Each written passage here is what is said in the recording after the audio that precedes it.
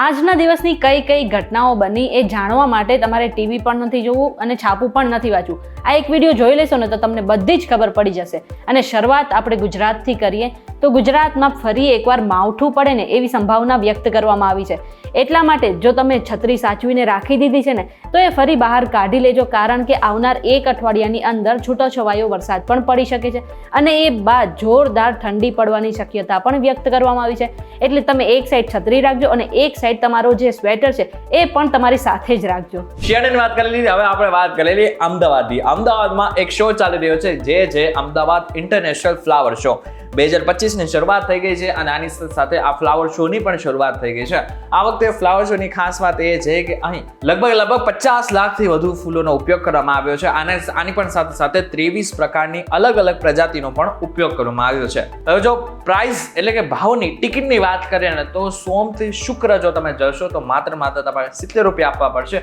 આની સાથે જો તમે શનિ રવિમાં ગયા તો ખાસ કરીને તમારે 100 રૂપિયા આપવાના રહેશે. પ્રાઇમ ટાઈમ એટલે કે સવારના 9 થી 10 અને આની સાથે રાતના 10 થી 11 જો તમે જશો તો ચોક્કસથી તમારે 500 રૂપિયા આપવા પડશે. હવે આપણે મેચની વાત કરી લઈએ તો ભારત ઓસ્ટ્રેલિયાનો મેચ અત્યારે જે ચાલી રહ્યો છે તે સિડનીમાં ચાલી રહ્યો છે અને આ છેલ્લી મેચમાં રોહિત શર્માને પરંતુ બુમરાહ કેપ્ટનશિપ કરી રહ્યો છે.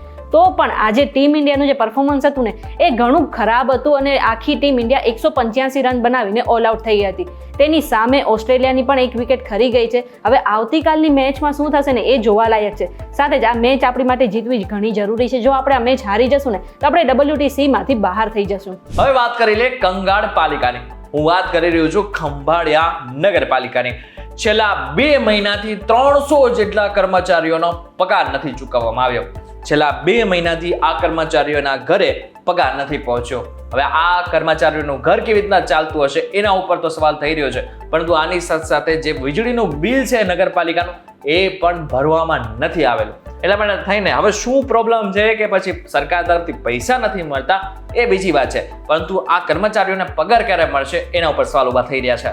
જો તમે ફરવા જવાનું વિચારી રહ્યા છો ને તો અત્યારે તમારે જમ્મુ કાશ્મીર ફરવા જવું જોઈએ, કારણ કે અત્યારે ત્યાં ચારે તરફ બરફની ચાદર છવાઈ ગઈ છે અને ખાસ કરીને ગુલમર્ગમાં જે ખીણો આવેલી છે ને ત્યાં ભારે હિમવર્ષા થઈ છે અને જે દૂરથી પ્રવાસીઓ ફરવા આવે છે ને તેના પણ વિડીયો વાયરલ થયા છે. એટલું જ નહીં, અત્યારે કાશ્મીરમાં ચિલ્લાએ કલાન મહિનો ચાલી રહ્યો છે જે આ મહિનામાં 40 દિવસ સુધી આખા કાશ્મીરમાં ભારે હિમવર્ષા થશે. આના કારણે ઘણા લોકો ત્યાં ફસાઈ પણ ગયા છે અને ઘણા લોકોને રેસ્ક્યુ પણ કરવામાં આવ્યા છે. એમ છતાં પણ જો તમને બરફમાં ફરવાનો શોખ હોય ને તો અત્યારે જમ્મુ કાશ્મીર તમારે જરૂરથી જવું જોઈએ. મારે તમને પ્રશ્ન પૂછવું છે કે શું કોઈ મરી જાય પછી પાછું આવે ખરા? તમે એમ તો કહેતા આવશો કે એવું થોડી હોય, કોઈ મૃત થઈ જાય પછી પાછું નથી જવું.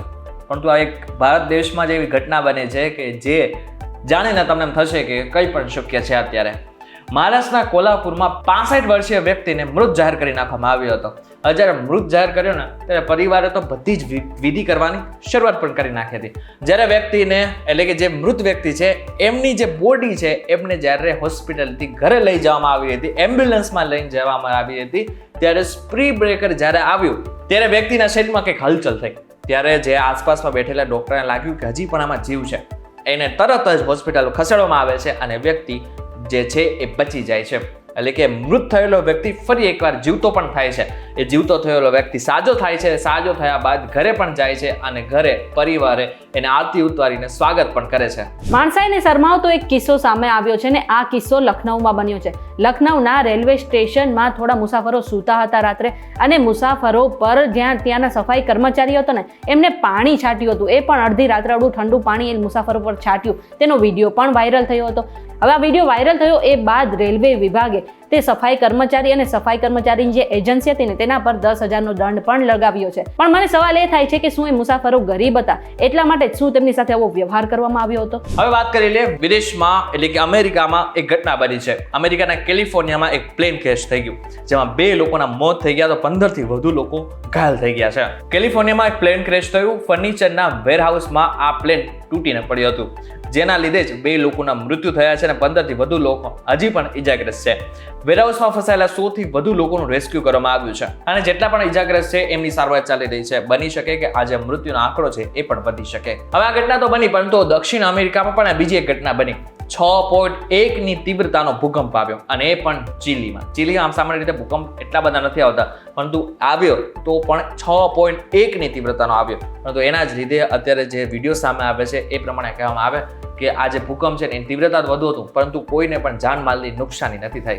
હવે ભારતમાં જ્યારે ભારે વરસાદ આવે ને ત્યારે આપણે એક સમસ્યા એ આવે કે આપણા ઘરમાં પાણી ઘૂસી જાય અને રસ્તા પર પણ ઘણું પાણી જોવા મળે. પણ હું તમને કહી દઉં કે કાગડા બધી જગ્યાએ કાળા જ હોય. ઇંગ્લેન્ડના માન્ચેસ્ટરમાં પણ ભારે વરસાદને કારણે પૂર જેવી સ્થિતિ સર્જાણી હતી અને આના કારણે જ લોકોના ઘરમાં પાણી ઘૂસી ગયા હતા. એટલું જ નહીં, રસ્તા પર જાણે નદીઓ વહેતી હોય ને એવા પણ દ્રશ્યો સર્જાયા હતા અને તેના ઘણા વિડીયો પણ વાયરલ થયા છે. એટલા માટે જ કહું છું કે ફક્ત ભારતનું તંત્ર નહીં, પણ મને એવું લાગી રહ્યું છે કે આખી દુનિયામાં જેટલી પણ સરકાર છે ને એનું તંત્ર ઘોર નિંદ્રામાં જ છે. કોઈ રાષ્ટ્રપતિની ધરપકડ થાય ખરા?